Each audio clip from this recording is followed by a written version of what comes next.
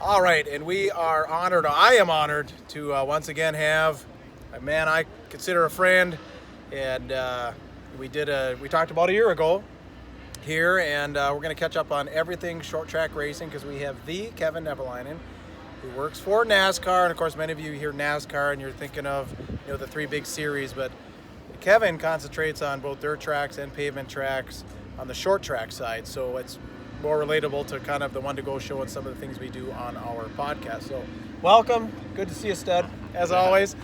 So we were just talking, obviously it's 2020, it's the COVID, it's the coronavirus.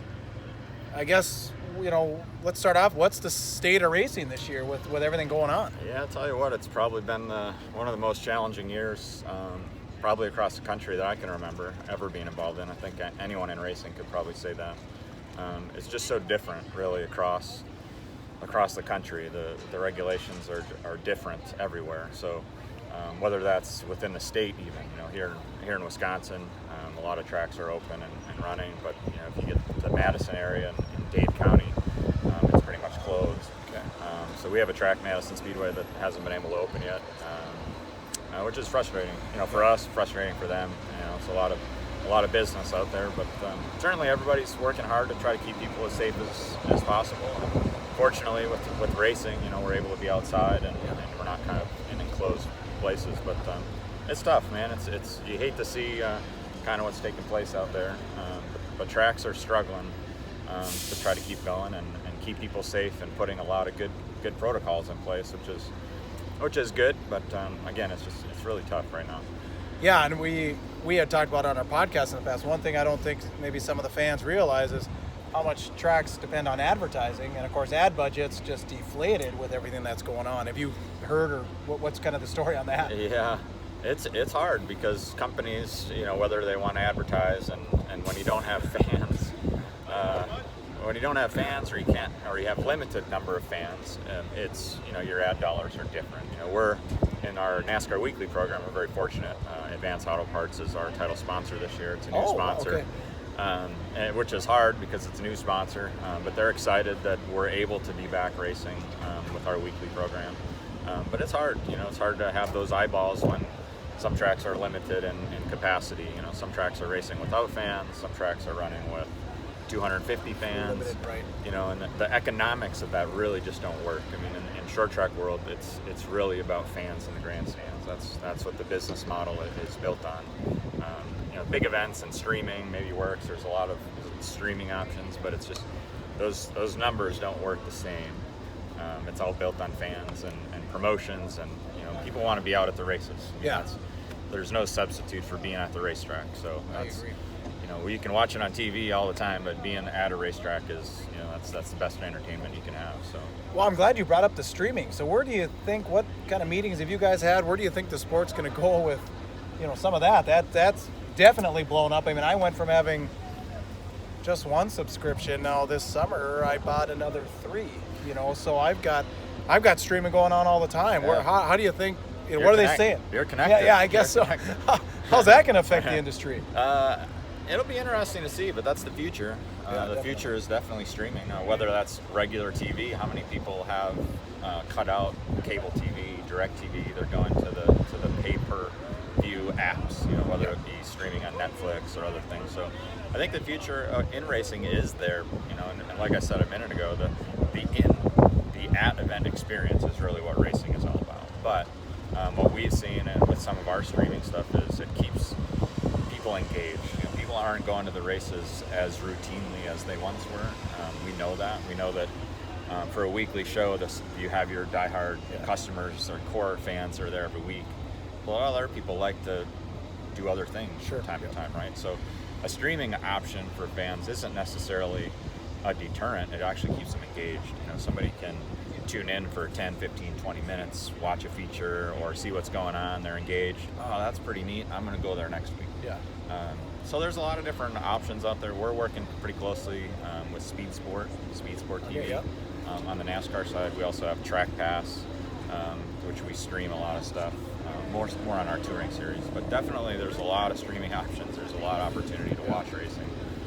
Unfortunately, a lot of the tracks that maybe were ahead of the game on that curve are recouping some dollars, if they can't have fans. They're able, but it's, there's a lot of cost involved with camera equipment and having the right internet speed and all the things that go into streaming. So it's hard to do it on a one-off deal. Well, and like you said, I mean, if they can just tune in a little bit, then that kind of keeps the rivalries going. Or I still hate that guy because he still did the same thing he did 5 years ago or whatever. So, that is a good point to keep them, at least engaged. That's what it's all about, really. I believe on the streaming stuff. I mean, you have your real hardcore fans, you, me. We love racing. We want to be at the track. When we can't, we're going to tune in and check it out. But for families that want to go fishing one weekend, here's an opportunity for them to stay engaged. Yep. They see what they're missing, and it gives them that itch to want to make sure they're getting back out to the racetrack. Yeah. Now, you had told me last night you typically have X number of tracks that you're kind of under your umbrella, and how much has that been cut by? Yeah, we started the year, we had 56 tracks in our weekly program, and I think currently we have 36 that are operating. Wow, okay. So there's 15 or so that probably aren't going to operate this year, and then there's another handful that are still in that TBD. They may be able to run a couple of events at the end of the year. And it just varies because there's some tracks have a business model that works. Yep. And depending on what number of fans, it just doesn't work to have 100 fans for most track operators. But there's a lot of other things that go into it. We have a track in Washington that's running without fans, and they're airing their races on cable TV during the week.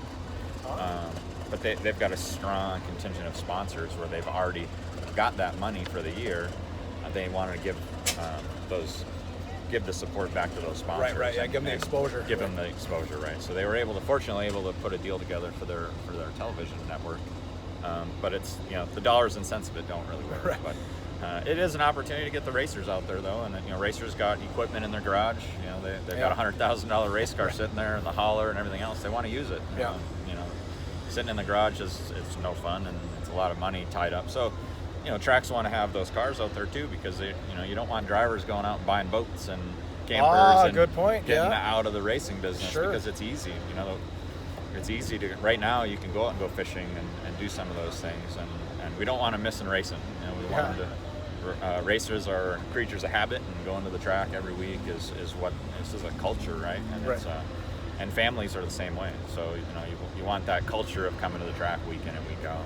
So racing is important to that. Yeah, like you said, I mean, last I heard in Minnesota here, fishing licenses were up like 40%, and this is back in like May, right after the opener. So yeah, you're definitely right. It's this has made fishing easy. Yeah, look at those businesses. They're trying to buy a bike right now, or trying to get a boat, trying to get some of those things. It's very difficult because the demand is there, which is good for those industries, right? I mean, it's good to see those things going.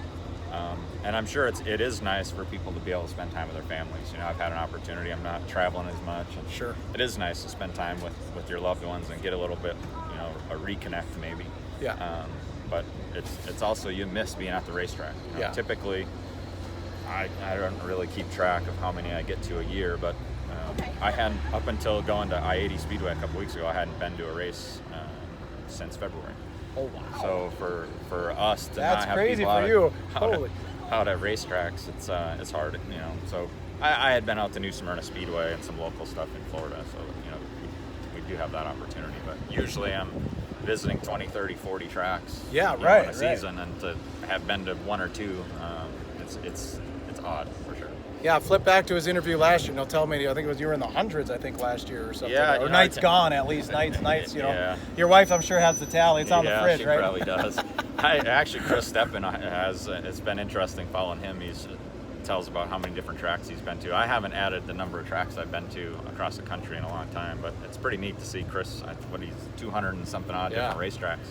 I don't know what my number is, but you definitely miss getting out to him. We were working from home, and the travel is different. It's my first flight actually coming up here, so it's interesting to see everything, and we're trying to do everything as safe as you can. Yeah. How was I-80 then? Another successful weekend. I mean, the Kosiskis just seem to be building that place like on a warp speed. Yeah. It's I-80 Speedway is such a great little track, and for those of you looking for a big event to go to, their Silver Dollar Nationals it's awesome. It's definitely a bucket list event. I probably mentioned it even last year because I was there last year too. But they had a nice crowd. They were limited to 75% capacity, but still had a really good crowd. Great car count, great racing. But it was fun. I actually ran into couple folks from Hibbing that were Really? there, Holy cow. which was interesting. So it's a small world, but it was great to see. Just randomly walking through the pit area and running into somebody that I knew from back in Hibbing. So That's nuts. Yeah, it's cool. Let's go back to the streaming. So do you think it's as far as get streaming or die at this point? Are tracks still going to be able to make it without streaming at this point? Or would you say maybe in the next 10 years, if you don't have some sort of streaming set up, you're probably going to fade? I think it's important in today's world to be involved in streaming at the track. It's a tough. I think as a racetrack, I think owning your own equipment and getting to that point, most tracks are starting to go that way, and I think the ones that have done it are seeing the success Right now, yeah. But it's a mentality, right? Like from a promoter standpoint, you don't want to lose out on a ticket sale. Yeah. Because that's what this business is strived on. But I think you've got to flip that around to look at the exposure you can get and the new fans that you can bring in. People want that action on their phone all the time. People are always on the phone. Especially the young people. But the young people, yeah. And so that's how you get them. If they can be on their phone, even when they're at the track, being able to see it on your phone when you're at the track. And so I think it's just a different mindset. But yeah, I think as a racetrack, I think you need to be in that game. Well, I keep thinking, I wonder if we even need announcers anymore. I like announcers, but like I said, if everything is on your phone as far as lineups and who this guy is, maybe that's a place that tracks could cut expenses. I mean, you need a microphone in case there's an emergency or to make some broad, hey, kids get away from the racetrack or whatever there may be. But, I mean, do we need announcers like we did 50 years ago? I mean, that's just something that's gone through my mind over the last couple of years. I would argue, I think the announcer is one of the more important pieces to the show. Whether it be the breaks in between things, educating the fans, telling them about. A lot of stuff is on your phone, but that's part of the show. It's part of the entertainment is having a good announcer and keeping fans engaged with what's going on. Streaming. Even if you're at the track, they have a lot of tracks have the low FM. Broadcast. If you really want to hear the announcer, you can hear him even during the races. So most of the streaming that's out there takes the announcer feed. That's they're using that feed from the announcer right. For the stream. So there again, if you have that good announcer that's educating the people here at the track, but they're also keeping those people engaged that are watching it on the stream. Man, that sounds really fun. The announcers plugging the concession stand, plugging this special or that special, or talking about the kids programs. That's what is educating those fans that may be following on a stream. Or here at the track. So, I think the announcer is really important in my opinion. Yeah, I guess what I said is off the table after. Yeah, you've got a lot more knowledge, obviously. You make some great points there. So anyway, you've been with NASCAR. Well, if this will be the last one here, we'll get you rolling. About 20 years now. So if there is a youngster, obviously we're talking to a lot of race fans here. If there is a kid out there, he's 16, 17, 18, maybe even a 20-year-old in college, says, I'd love to work for NASCAR. I guess 2 questions. What's the best way of going about that maybe today, and maybe just tell your story of how you got involved?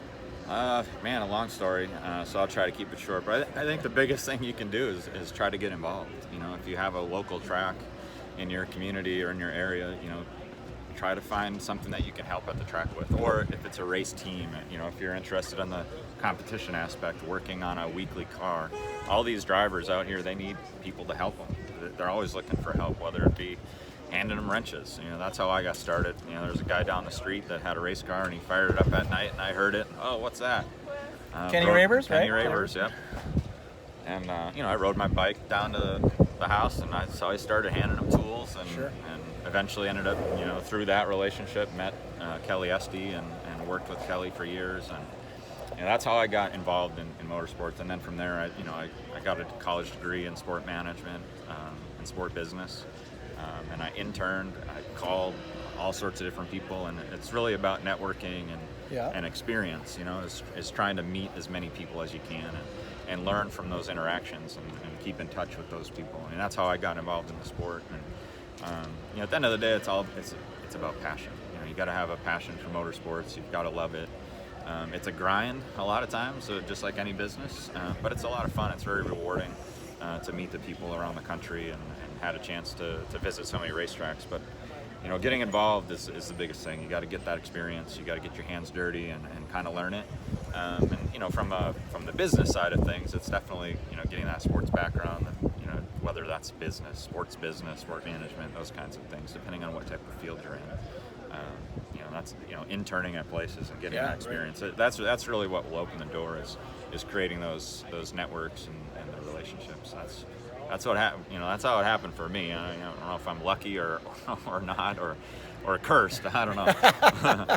But it's a fun business, but it's hard on the business side. On the competition side, I think working on cars and getting that experience, whether it's at your local dirt track, asphalt track, and getting that experience is what's going to get you there. Well, awesome. Well, like I said, race fans, one of Hibbing's finest. Like you said, he is super knowledgeable. Kevin Nevalainen of NASCAR, and we appreciate it. Like I said, look forward to this one every year, and we'll catch you in a year. Sounds good, man. I appreciate you having me. Thanks.